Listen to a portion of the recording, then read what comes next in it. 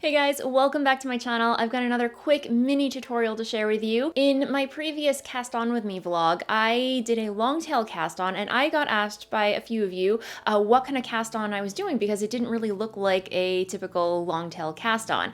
And if you're not familiar with what a long tail cast on is, it's basically what it sounds like. It's like you're starting with a long tail of yarn and casting on using that length. And if you've seen other people do long tail cast ons before, you've most likely seen them doing something where you're creating like a little triangle with your fingers and doing some kind of wibbly wobbly timey-wimey thing. And while it is probably the most common, popular, traditional way of doing a long tail cast on, that's not the way that I taught myself how to do it. So if you are like me and find the traditional method of doing a long tail cast on a little wonky or a little too much to memorize, this might be the alternative technique for you. I just find it very quick, very easy. I don't have to think too much about it, and you end up with the same type of stitches on your knitting needles and you're ready to get going. And so without further ado, I've got some nice big knitting needles and some brightly colored yarn, and hopefully you'll be able to follow along and get the gist of it by the end of this video. The first tip that I have for you when it comes to a long tail cast on is to make sure that you have enough length for your project, for the cast on. 1 arm's length,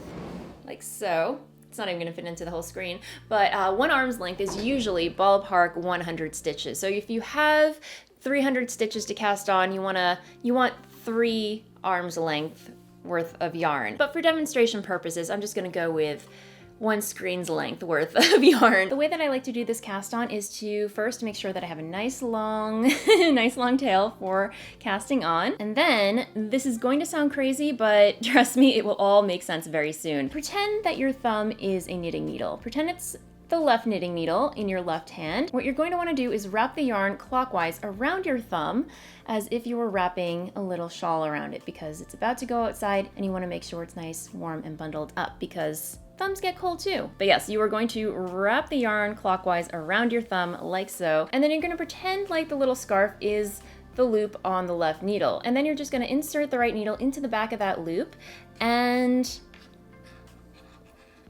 knit the loop off the thumb, just as if it were a regular stitch. And now you have a stitch on your right needle. So I'm gonna do that one more time just so you can see how I get it started. So wrap the yarn clockwise around your thumb, insert your right needle into the back of that loop, knit it as usual, in and out, and lift the loop off your thumb like so. And you've got a new stitch. And you just keep repeating those motions, wrapping the yarn clockwise around your thumb, inserting your right needle into the loop as if to knit, and knitting the loop off your thumb like so. Ta-da! 2 stitches. And just keep doing the same motions, and that's all there is to it. And the more you do it, the quicker you'll get. I should mention that I knit holding the yarn in my right hand, so if you are a continental knitter or a left-handed person, you might have to modify this. I'm not really sure how that looks, but play around with it, see what works for you.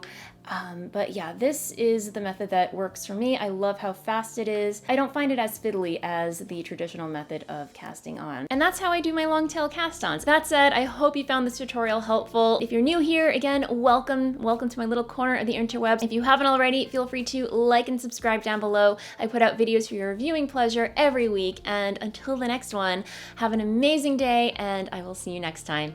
Bye!